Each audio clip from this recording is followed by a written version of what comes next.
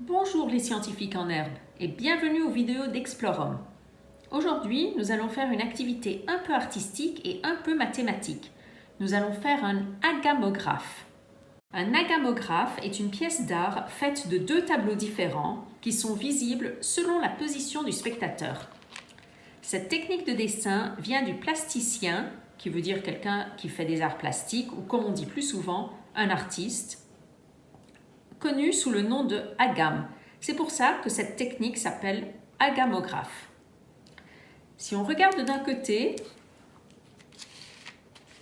on voit une image. Si on regarde de l'autre, on en voit une autre.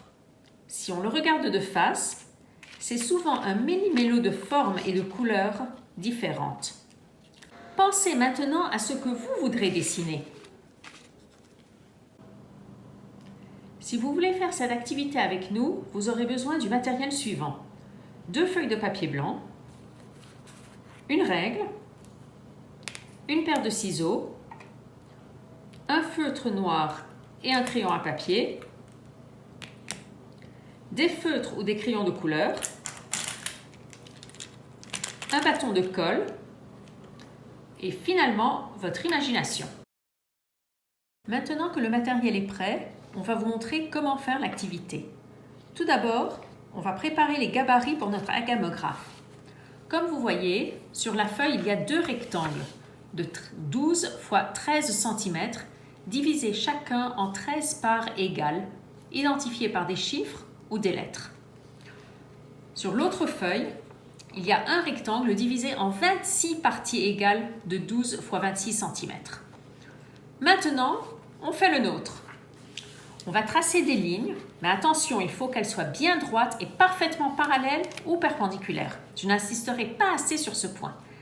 Avec le crayon et la règle, on trace une première ligne de 13 cm de long en bas de la page.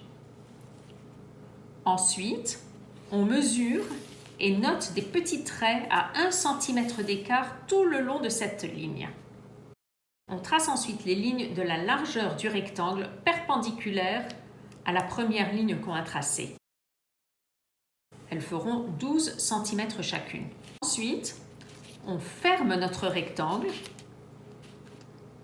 et on trace à nouveau des petits tirets à 1 cm d'écart sur l'autre ligne de la longueur, comme on a fait pour la première ligne. Maintenant, on trace les 12 lignes des cases du gabarit en rejoignant les tirets qu'on avait tracés sur les 2 lignes parallèles de la longueur. Quand on est satisfait que nos lignes sont bien tracées, on repasse dessus délicatement avec notre feutre noir. À côté du premier gabarit qu'on a fait, on refait un autre rectangle avec les mêmes dimensions de la même manière que le premier.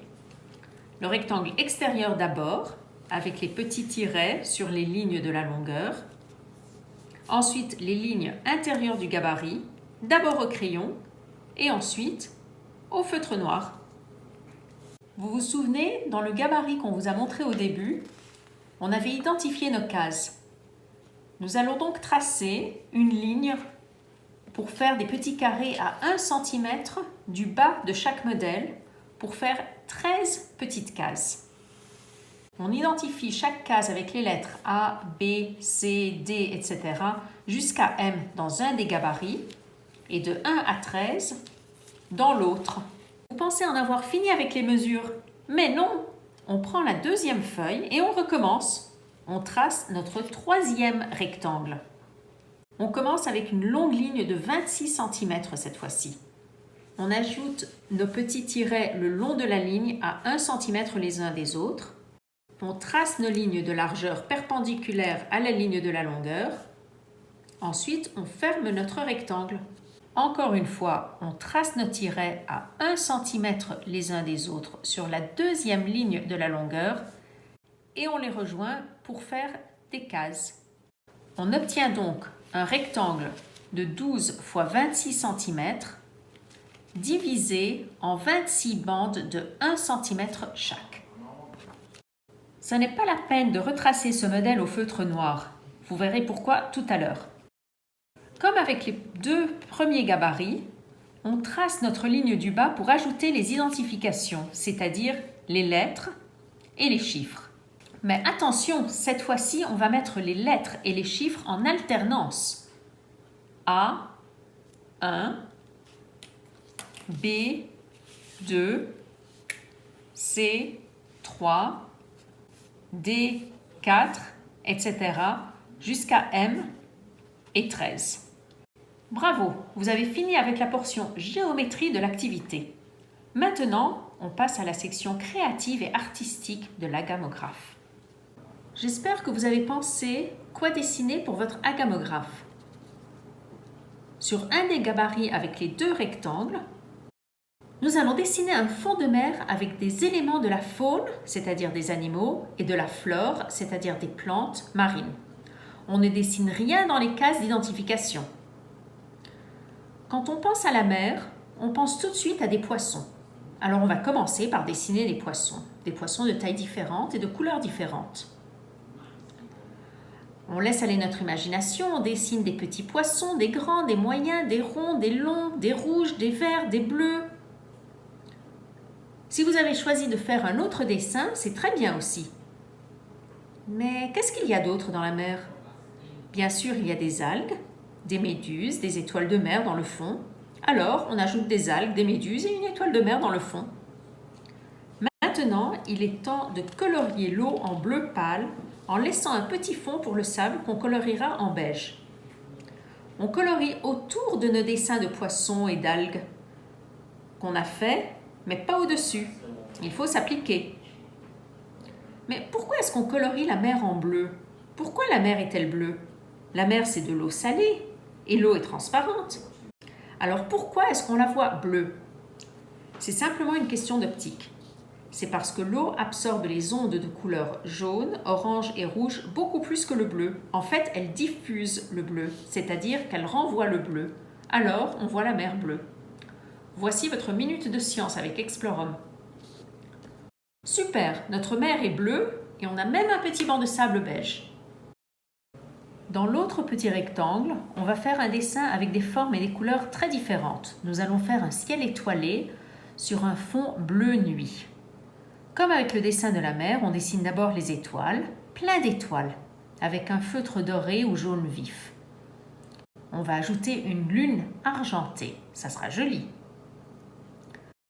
Quand on a dessiné assez d'étoiles, on colorie le fond en bleu foncé pour représenter le ciel pendant la nuit.